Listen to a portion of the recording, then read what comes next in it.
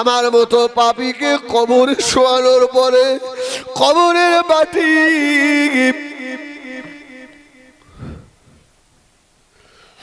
আমাকে ছেড়ে দেবে না। দুই সাইডের মাটি আবার চাপ দিয়ে পাঁজর ভেঙে গুড়িয়ে ফেলবে। ইয়া রাসূলুল্লাহ, আপনার লাঠি যদি আমার কবরে থাকে, কবরের মাটির বাবার ক্ষমতা হবে না আপনার গুনাহগার সাহাবীটাকে চাপ দেয়। ও আমার ভাইয়েরা, সোনা মালিকেরা, নবী আমার জিজ্ঞাসা করলেন, ও আমার সাহাবী, লাঠি দিয়ে কি করবে বাবা? আমি রাসূলুল্লাহর মুবারক হাতে লাঠি কি হবে?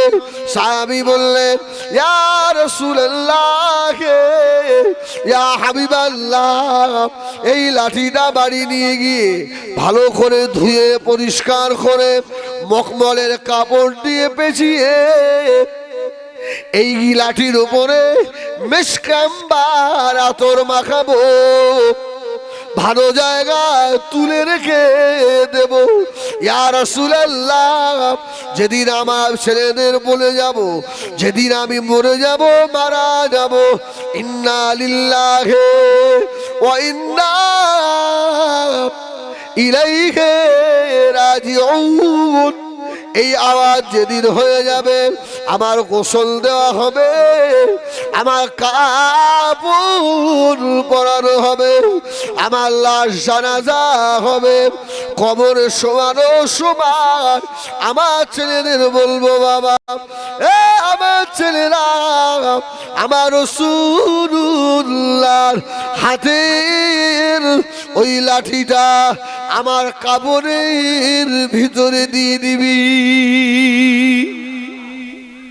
সুবহানাল্লাহ, সুবহানাল্লাহ। ইয়া রাসূলুল্লাহ, আমার রাসূলুল্লাহ সাহাবীর দিকে তাকিয়ে আমার রাসূলের দুটো চোখ দিয়ে টপটপ করে পানি পড়ছে। হারে সাহাবী, তুই আমাকে এত ভালোবাসিস, লাঠি কি হবে? ইয়া রাসূলুল্লাহ, ইয়া হাবিবাল্লাহ,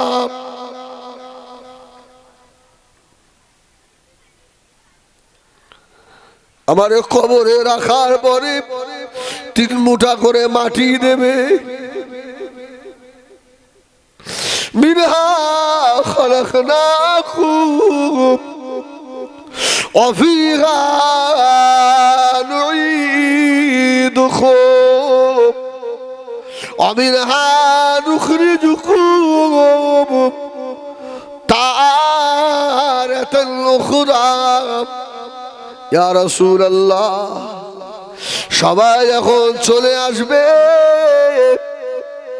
আমার কবরের ভিতরে মুনকার আর নকির এসে আমাকে তুলবে। বলমার রব্বুকা ইয়া রাসূলুল্লাহ, আমি হয়তো জবাব দিতে পারবো না। যখনই বলবে ওমান নবিয়ুকা ইয়া রাসূলুল্লাহ,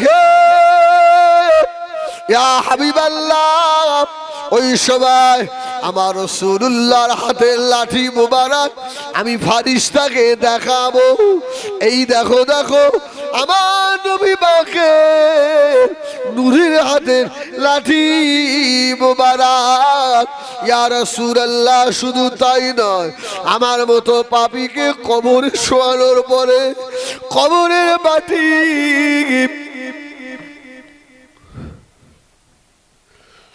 আমাকে ছেড়ে দেবে না। দুই সাইডের মাটি আবার চাপ দিয়ে পাঁজর ভেঙে গুড়িয়ে ফেলবে। ইয়া রাসূলুল্লাহ, আপনার লাঠি যদি আমার কবরে থাকে, কবরের মাটির বাবার ক্ষমতা হবে না আপনার গুনাহগার সাহাবীটাকে চাপ দেয়। আচ্ছা জলসা আপনার কোথা থেকে কোথায় আনছি বুঝতে পেরেছেন? আর রাখাল বলল ইয়া রাসূলুল্লাহ বুকের সঙ্গে মিলবো। সাহাবী বললেন, সাহাবীরা চান রাসূলুল্লাহর গা আমাদের গায়ে একটু ঠেকুক, হ্যাঁ? আর এই সাহাবী কি বলছে, ইয়া রাসূলুল্লাহ আপনার লাঠিটা একটু দেবেন। সুবহানাল্লাহ বলেন, সুবহানাল্লাহ বলেন। এত দামি নবী রাখালের সঙ্গে গলায় গলায় মেলে, আহা সুবহানাল্লাহ। আমার ভাইয়েরা, সোনা বাড়িরা, ও জানেরা, নবী আমার দিন দুনিয়ার বাদশাহ হাবিবুল্লাহ জনাবে মুহাম্মদুর রাসূলুল্লাহ সাল্লাল্লাহু আলাইহি ওয়াসাল্লাম আল্লাহ নবী মদিনার মসজিদে নববী শরীফে আল্লাহ নবী বসে আছেন। ও আমার ভাইয়েরা, গ্রাম্য একজোড়া মানুষ, কুৎসিত কদাকার, কালো, দেখতে ভালো নয়, এইরকম একটা মানুষ চলে এলো। আসসালামু আলাইকা ইয়া রাসূলুল্লাহ, সুবহানাল্লাহ বলেন। নবীর দিকে হাত বাড়িয়ে দিয়েছে, আবার রাসূলুল্লাহ হাত লম্বা করে দিয়েছে, সুবহানাল্লাহ। আর আমাদের হাতে হাত দিতে আসলে আমরা মাল দেখি,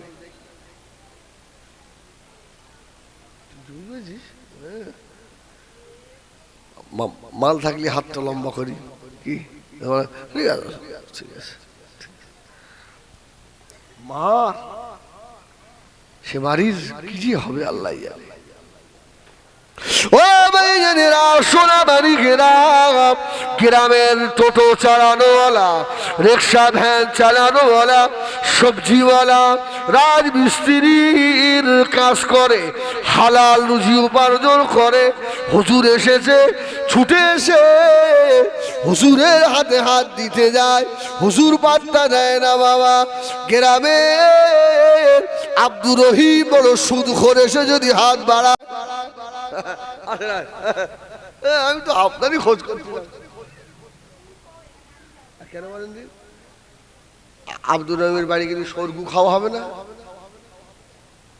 ও তো হালাল পয়সায় খাওয়াবে, তা গু হারাম, সরো হারাম, আর হারাম পয়সা যেগুলো কেনে হয় ওগুলো কি হালাল? কিছু বলো, কিছু তো তুমি তো মুখ ঢেকে যেতে বলে, কিছু বলো। ও তো হারাম, গু হারাম, সরো হারাম। আর গ্রামের ভ্যানওয়ালাটা সারাদিন মাথার ঘাম পায়ে ফেলে অল্প কিছু জোগাড় করেছে হালাল, সুবহানাল্লাহ। আমি শালা খেয়ে দিকে নাক টেনতে, দই টই জানি, মিষ্টি মিষ্টি হলি, আল্লাহ কি আল্লাহ রাসূলের কাছে উঁচু নিচু নয়, গরিব ধনী নয়, সুইফার মেতন নয়, রাসূলুল্লাহ হাত বাড়িয়ে দিয়েছে, সুবহানাল্লাহ বলে। এই জন্য তো আজকে দেখেন না ইউটিভিতে আমাদের মুর্শিদাবাদের কি একজন সংসদ, আমি আর নাম বলবো না, উনি বলছেন বেলডাঙ্গায় একটা বাবরি মসজিদ করবে। কে কি করলো আমি ওসব ভালো বুঝিও না, বলতেও চাইনি। আমি এটা আমার বলার উদ্দেশ্য, কত হিন্দু আমার পণ্ডিত ভাইরা বলছে না ইউটিউবে যে যদি মহামানব থাকতে হয় তো মুহাম্মদুর রাসূলুল্লাহ, সুবহানাল্লাহ বলে। আপনারা কি বলবেন?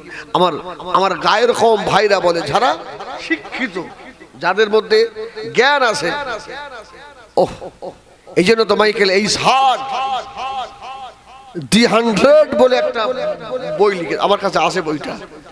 বইটা লেখার পরে 100 মনীষীর জীবনী কম্পিউটারে চাপিয়ে দিয়ে উনি ভাবছেন কার নামটা 1 নম্বরে দেওয়া যায়। দি 100 বইটার নাম দিয়েছে। আগে কম্পিউটার বলে দিল মুহাম্মাদুর রাসূলুল্লাহ, সুবহানাল্লাহ। সে কি মহামানব! আহা, রাসূলুল্লাহ হাত বাড়িয়ে দিয়েছে। গ্রাম্য গরিব মানুষ ও তো খুশিতে বাগবাগ।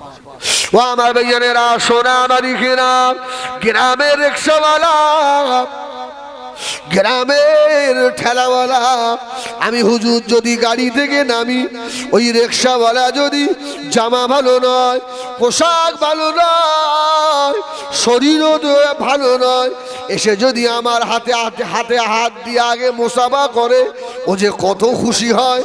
পরের দিন সকালে সারা গ্রামে বলে বেড়ায়, কালকে হুজুর নেমে আমার হাতে হাত দিয়েছে।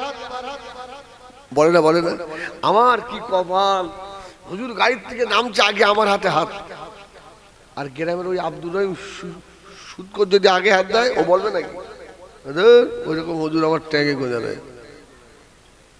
আল্লাহ, ঠিক না? আহা, ও আমার মেয়েরা, সোনার ঘেরা, নবী আমার হাত লম্বা করে দিলে গ্রাম্য মানুষটা হাত ধরে ফেললো। আল্লাহ নবীর হাত মোবারক শক্ত না নরম? নরম, নরম। হাদিস শরীফে এসেছে রেশমি কাপড়ের থেকেও নরম। জোরে বলুন সুবহানাল্লাহ। ও তো নরম হাত পেয়ে আর ছাড়ে না, ধরে। সুবহানাল্লাহ, সুবহানাল্লাহ। কি সুন্দর হাত আমার রাসূলুল্লাহ ধরে। আমার রাসূল বলছে ও ছাড়বে, তারপর তো আমি টানবো। গ্রাম্য গরিব মানুষ এরকম হাত তো পায়নি কোনোদিন, ছাড়েও না। হাত ছেড়ে দিয়ে বলছে মুহাম্মদ সাল্লাল্লাহু আলাইহি সাল্লাম, আচ্ছা আপনার কাছে নাকি দেউ আসে? দেউ, দেউ বুঝতে পেরেছেন? আমাদের মায়েরা ছোটবেলায় আমাদের যেন বাচ্চাদের ঘুম পাতে পাতে বলে না, এই ঘুমা, ভূত আসছে, ঘুমারে, ভূত আসবে, ভূত আসবে, ঘুমা বলে। ভূত বলে তো কিছু নেই। গ্রাম্য লোকটা এসে বলছে মুহাম্মদ সাল্লাল্লাহু আলাইহি সাল্লাম, আপনার কাছে নাকি দেউ আসে? আমার রাসূল বলল, বাবা দেউ আসে না, জিবরাইল আসে। জোরে বলুন সুবহানাল্লাহ। আমার কাছে দেউ না, জিবরাইল। আল্লাহ নবী বললে, বাবা সাহাবী, ও বাবা গ্রাম্য মানুষ, আমি রাসূলুল্লাহ, আমার কাছে একটু আগে ফেরেশতা জিবরাইল আমিন আলাইহিস সালাম এসেছিলেন। ও বাবা সাহাবীরে, আমি রাসূলুল্লাহকে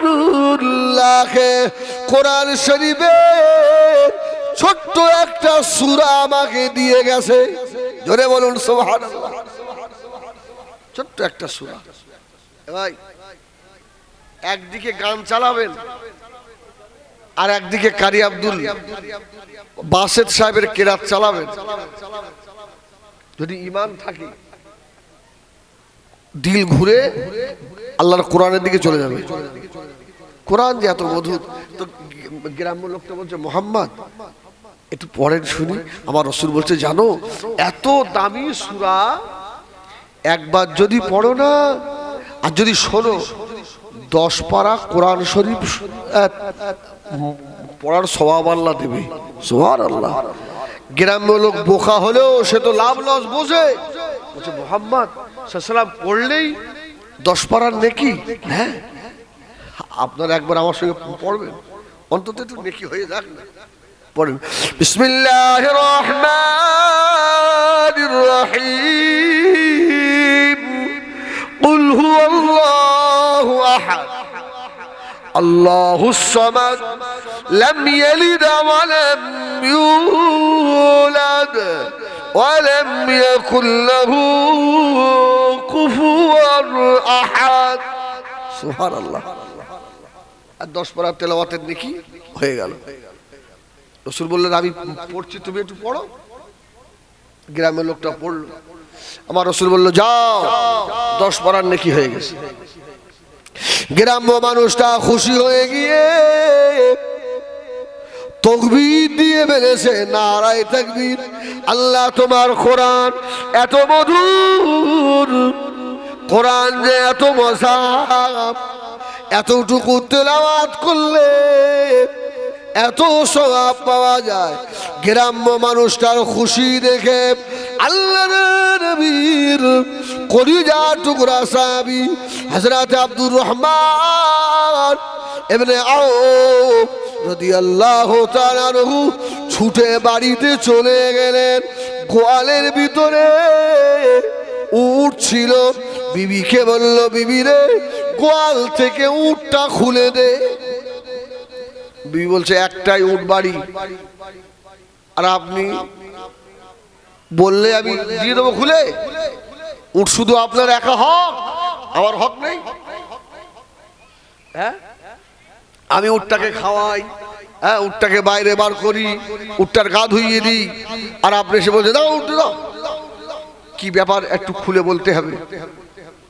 আব্দুর রহমান ইবনে আউফ বলছে জানো, রসুলের দরবারে গ্রাম্য একজন মানুষ এসে আল্লাহর কোরআন শুনে এত খুশি হয়ে তাকবীর দিয়েছে, তো আমি খুশি হয়ে তাকে এই উটটা হাদিয়া দেবো।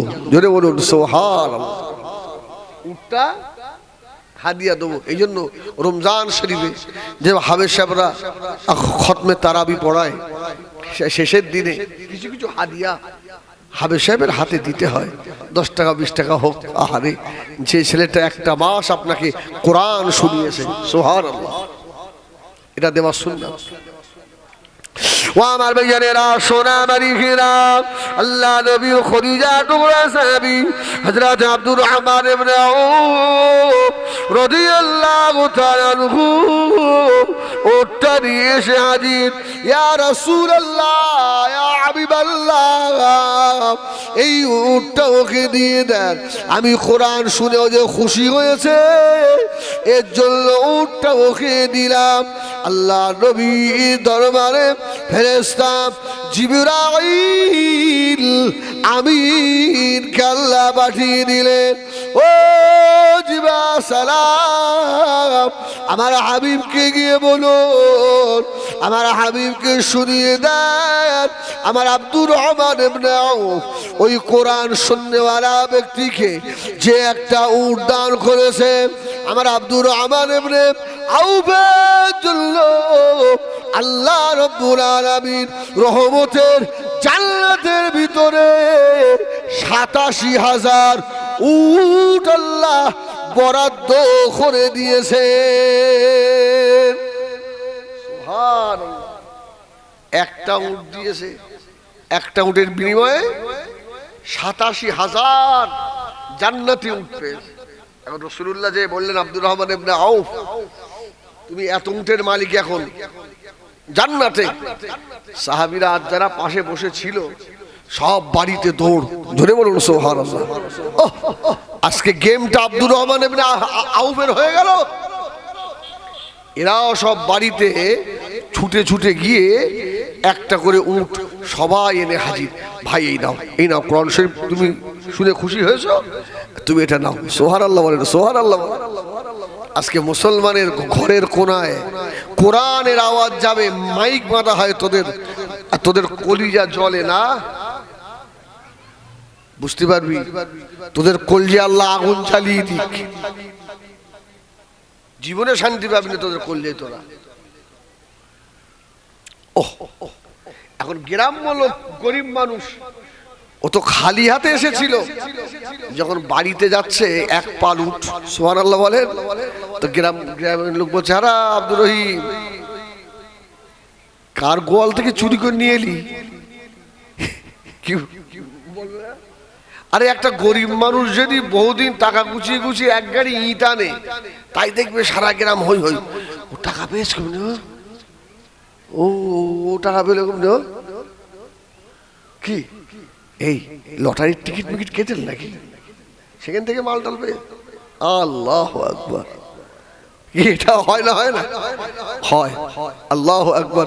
তো সাহাবীটা বলছে, শোন না রে, আমি দুনিয়ার শ্রেষ্ঠ মহামানব মুহাম্মাদুর রাসূলুল্লাহর কাছে গেছিলাম। জোরে বলুন সুবহানাল্লাহ। আমার রাসূল আমাকে কোরআনের একটা ছোট সূরা আমাকে শুনিয়ে দিয়েছে, জানিস, 10 পারার তেলাওয়াতের সওয়াব। আমি তো খুশি হয়ে তাকবীর দিয়েছি, আর রাসূলের সাহাবীরা আল্লাহর তরফ থেকে এই এক পাল উট আমাকে উপহার দিয়েছে। জোরে বলুন সুবহানাল্লাহ।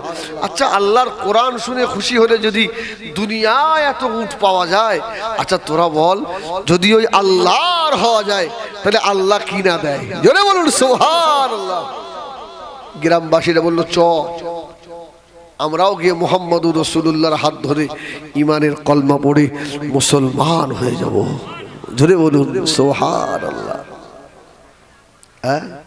তাদের বাপ মুসলমান ছিল না, তাদের বাপের মুখে কলমা লা ইলাহা ইল্লাল্লাহ ছিল না, তার মায়ের মুখে লা ইলাহা ইল্লাল্লাহ ছিল না।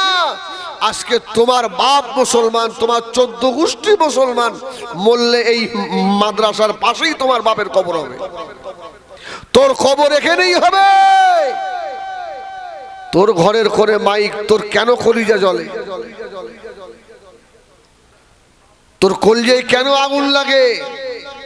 আল্লাহ এমন আগুন লাগাবে, মাইকের আওয়াজে তো ঘুম হয় না, সারা রাত বাড়ি ঘুমোতে পারবি না, শুধু খাটের উপরে আচার খাবি, আচার খাবি। তোর আরামের ঘুম যেন আল্লাহ তোর হারাম করে দেয়। আমার সোনা মালিকেরা, জানেরা, ও যুবকেরা, গভীর মনোযোগ বাবা। নবী আমার দিন দুনিয়া বাদশাহ হাবিবুল্লাহ জনাবে মুহাম্মদুর রাসূলুল্লাহ সাল্লাল্লাহু আলাইহি ওয়াসাল্লাম, নবী আমার জিহাদের ময়দানে আল্লাহ নবী হুজরা মোবারকে বসে রয়েছেন। একজন ছাগলের রাখাল, ছাগল চড়ানো রাখাল, আর আস্তে আস্তে গিয়ে আল্লাহ নবীর হজরার পর্দাখানা সরিয়ে আল্লাহ নবী নূরের মুখের পানে তাকালেন। সুবহানাল্লাহ। আমার রাসূলুল্লাহর চেহারা দেখে রাখাল তো, আর সাহাবীরা বলতেন আমরা আমাদের নবীকে যতবার দেখতাম ততবার যেন নূতন মনে হতো। সুবহানাল্লাহ, সুবহানাল্লাহ। আমাদের দিল ভরতো না আমার রাসূলুল্লাহকে দেখে। গ্রাম্য রাখাল মানুষ তো, এই শুধু রাসূলুল্লাহ ইন্নাকা লাআলা খুলুকিন আযীম, কি চরিত্রের নবী আমার, সুবহানাল্লাহ। এরকম করে দেখে ওর তো মাথা খারাপ। ও আস্তে আস্তে বলছে মুহাম্মদ সাল্লাল্লাহু আলাইহি সাল্লাম, আমি যদি আপনার হাত ধরে ইমানের কলমা পড়ে মুসলমান হয়ে যাই, আপনি আমার সঙ্গে কেমন আচরণ করবেন? জোরে বলুন সুবহানাল্লাহ। রাখালটা বলছে আমি যদি আপনার হাত ধরে কলমা পড়ি মুহাম্মদুর রাসূলুল্লাহ সাল্লাল্লাহু, আপনি আমার সঙ্গে কেমন আচরণ করবেন? নবী আমার দিন দুনিয়া বাদশাহ বলেছিলেন, ও বাবা রাখাল, তুমি যদি ইমানের কলমা পড়ে মুসলমান হয়ে যাও, আমি রাসূলুল্লাহ তোমার সঙ্গে গলায় গলায় মিলে যাব। সুবহানাল্লাহ। গ্রাম্য লোকটা বলছে মুহাম্মদ আমি তো ছাগলের রাখাল, আমার গা দিয়ে ছাগলের দুর্গন্ধ বার হচ্ছে, আর আপনার গা দিয়ে তো জান্নাতি মিশকের খুশবু। জোরে বলুন মুহাম্মদ, আপনি আমার সঙ্গে গলায় গলায় মিলবেন? সুবহানাল্লাহ বলো, আল্লাহু আকবার। এই জন্যই তো গরিব মানুষদের মসজিদ কমিটিতেও চান্স নেই। রাগ হচ্ছে? ভাঙড় এলাকায় আমারও লোক কম নেই, ডাক দেবো, দেখবেন আল্লাহ এরা এত ভালোবাসে আমার, আমি যদি এক্ষুনি ডাক দেই লাখখানি মানুষ তো হাজির হবে। আমাকে একদিন রাস্তায় আটকেছে, বুঝলেন, আপনার কাশীপুর থানা, আমার ড্রাইভার আসেনি, আমি চালাচ্ছি গাড়ি, এখন এটা বিআইনি, এখন এখানে আর কি আর আমি জানি, হট করে ধরেছে, এবার তো সর্বনাশ করেছে। বলছে আপনার কাগজপত্র, আমি স্যার সব ঠিক আছে, আমার লাইসেন্স নাই। তো আমি কি আপনার কাছে লাইসেন্স চাইছি? তো তুমি তো একটু পরেই বলবা লাইসেন্স দাও।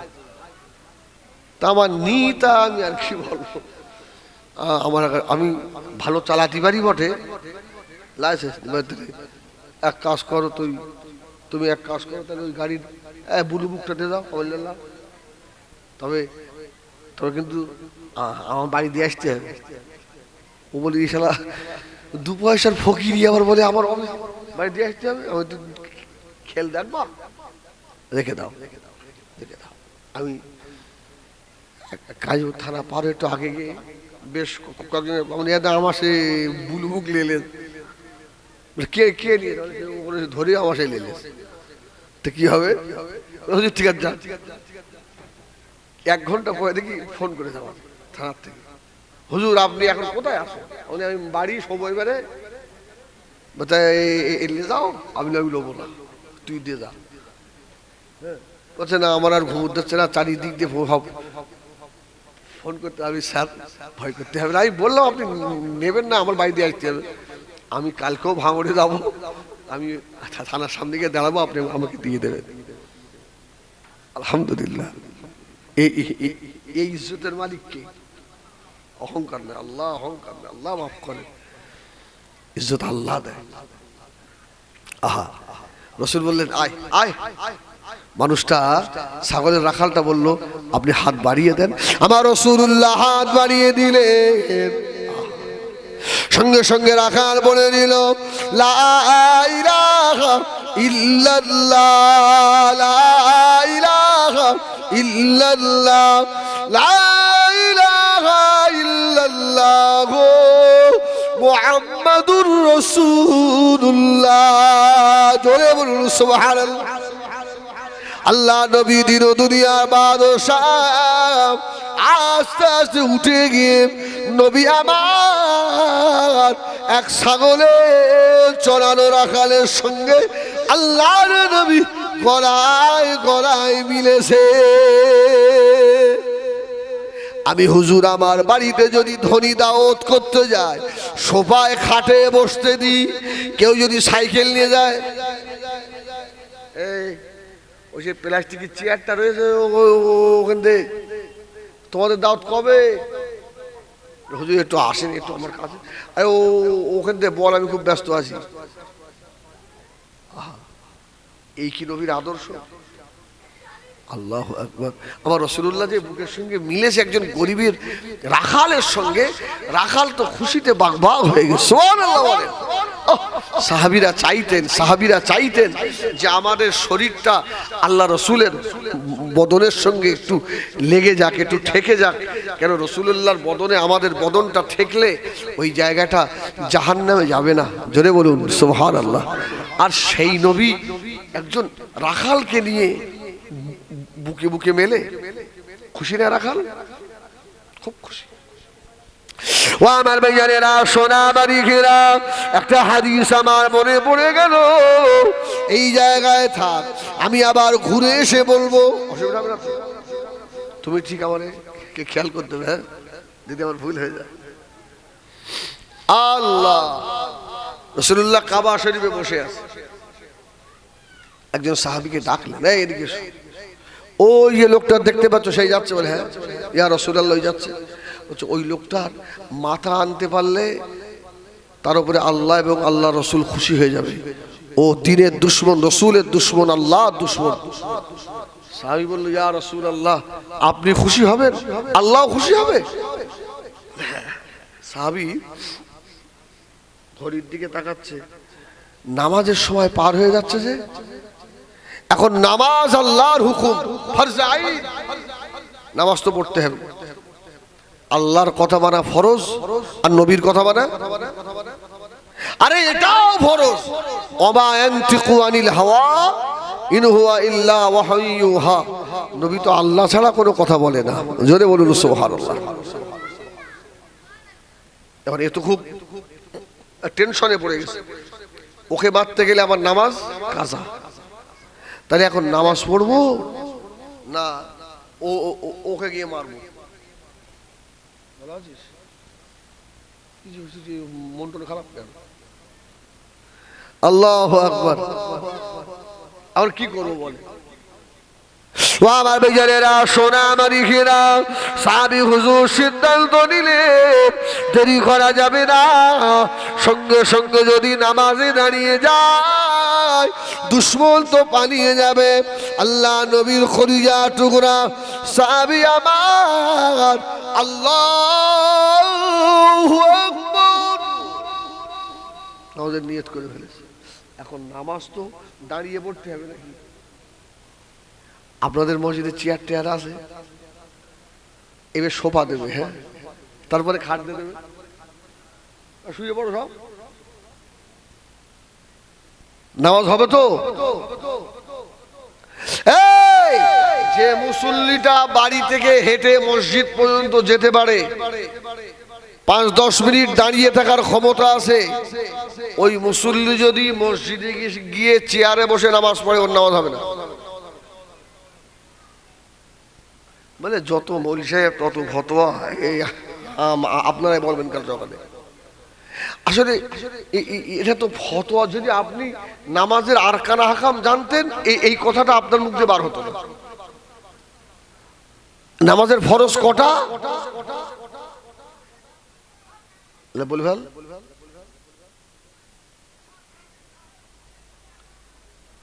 13টা না?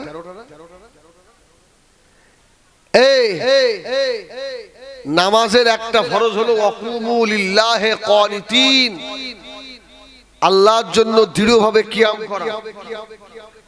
কিয়াম মানে কি? দাঁড়ানো।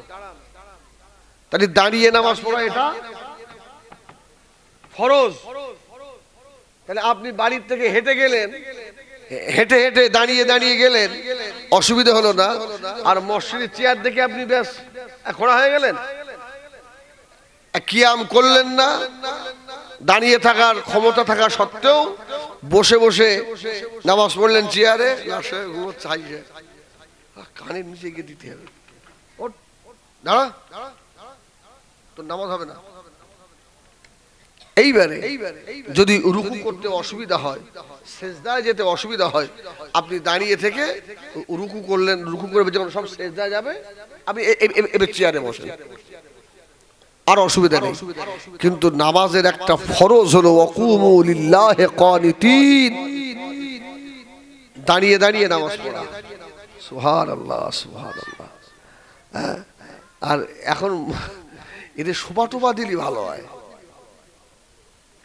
আল্লাহু আকবার। তো সাহাবী হুজুর চিন্তা করছেন নামাজ তো পড়তে, আল্লাহু আকবার নিয়ত করে ফেলে, এখন নামাজ পড়ছে আর হেঁটে হেঁটে যাচ্ছে। সুবহানাল্লাহ বলে, নামাজের নিয়ত করেছে আর হাঁটতে হাঁটতে যাচ্ছে। কেন? যদি দাঁড়িয়ে নামাজ পড়ে তাহলে দুশমন তো ভাগবে, ওকেও মারতে হবে, নামাজটাও পড়তে হবে। সুবহানাল্লাহ বলেন, সুবহানাল্লাহ বলেন।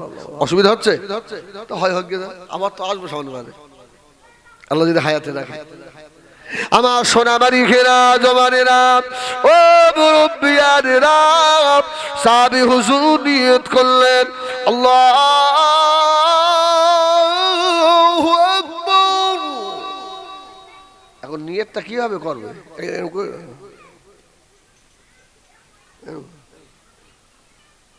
কিভাবে দেখাও দিন। হাতের তালু যেন কেবলার দিকে থাকে। অনেক কথা বলে লাভ, তাই বলবে তুমি কি আবার তবলিগ করতে এসো, সে আর এক মুশকিল পড়ে যাবো লাস্টে হয়তো। হ্যাঁ আমার সোনামানিক, হ্যাঁ এই তো সাহাবী আল্লাহু আকবার নিয়ত করে ফেলেছে। سبحانك اللهم وبحمدك وتبارك اسمك وتعالى جدك ولا إله غيرك أعوذ بالله من الشيطان الرجيم بسم الله الرحمن الرحيم الحمد لله رب العالمين الرحمن الرحيم مالك يوم الدين غير المغضوب عليهم ولا الضالين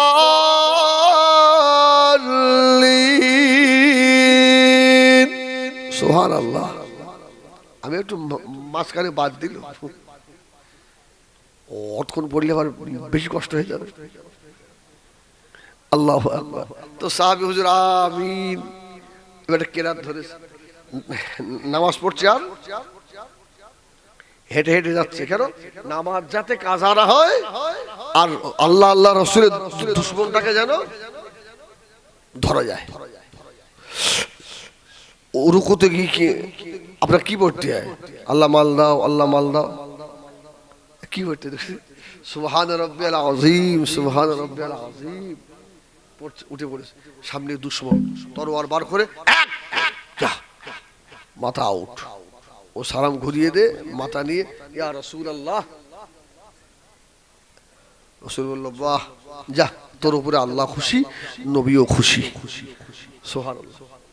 নবী আমার ধীর দুনিয়া বাদশাহ সাহাবীকে বললেন, ও আমার সাহাবী রে, ভালো কাজ করেছো বাবা, আমি রাসূলুল্লাহ, আমার কাছে কি চাও বলো, যা চাইবে আমি রাসূলুল্লাহ আমার আল্লাহকে বলে তাই তোমাকে পাইয়ে দেব।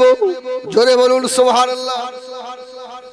এই টাকা চাও, আল্লাহকে বলবো টাকা দেবে। এই জান্নাত চাও, আল্লাহকে বলবো তোমাকে জান্নাত দেবে। কি চাও বলো।